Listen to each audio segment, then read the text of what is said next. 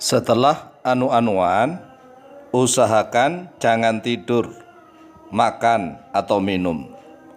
Pertanyaan, Assalamualaikum warahmatullahi wabarakatuh.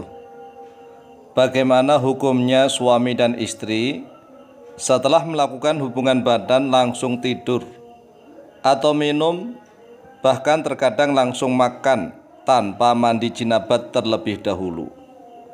Atas jawabannya kami sampaikan terima kasih.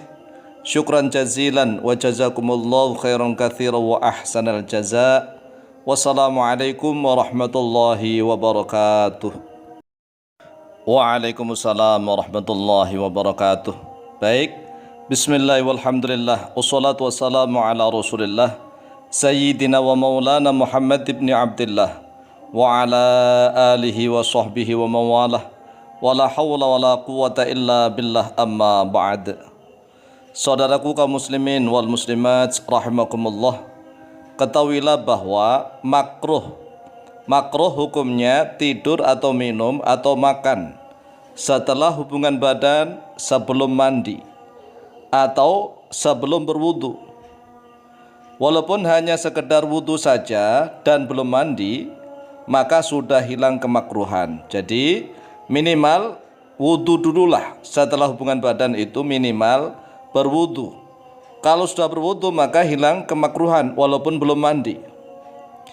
Oleh sebab itu setelah hubungan badan antara suami dan istri hendaklah diusahakan untuk membersihkan kemaluannya masing-masing, kemudian berwudu untuk menghilangkan kemakruhan.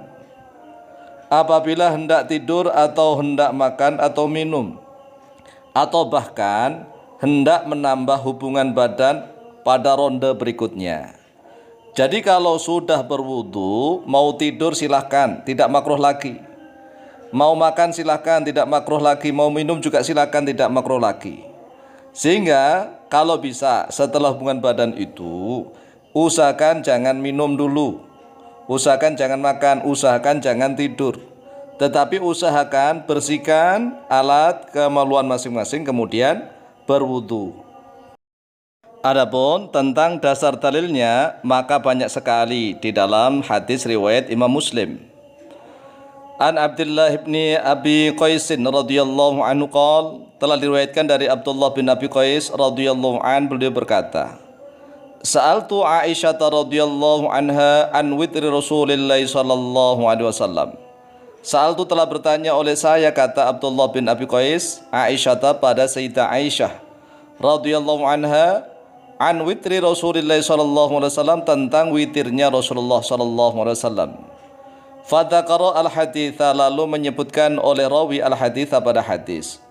Qultu, berkata oleh saya, kata Abdullah bin Abi Qais, kaifa kana yasna'u fil janabati? Kaifa kana, bagaimana ada oleh Rasulullah sallallahu alaihi wasallam, yasna'u, berbuat oleh beliau Rasulullah, fil janabati, di dalam janabatnya.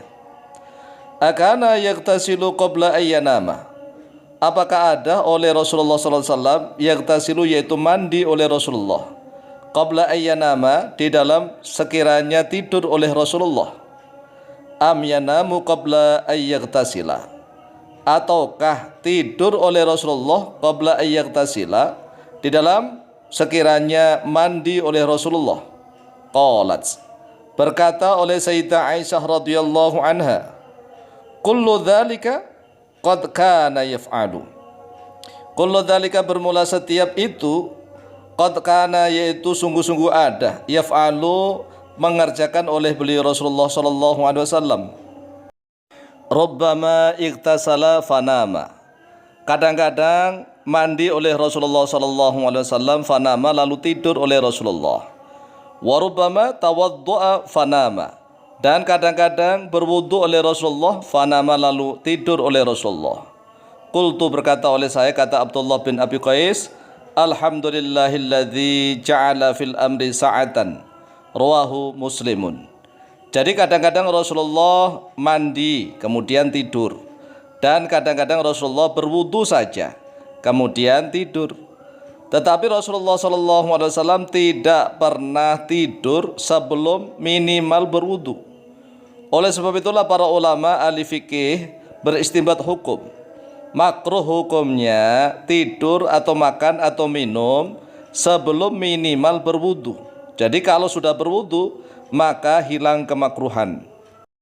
Kemudian dalil berikutnya, wa an Aisyah radhiyallahu anha qalat, dan telah diriwayatkan dari Sayyidah Aisyah radhiyallahu anha qalat, telah berkata oleh beliau, kana Rasulullah sallallahu alaihi wasallam, ada oleh Rasulullah sallallahu alaihi wasallam, idza kana, apabila ada oleh beliau Rasulullah, junuban, yaitu junub, farada, lalu menginginkan oleh Rasulullah, ayyakula, pada sekiranya makan oleh Rasulullah, au yanama, atau pada sekiranya tidur oleh Rasulullah, tawaddu'a, maka berwudu oleh Rasulullah sallallahu alaihi wasallam.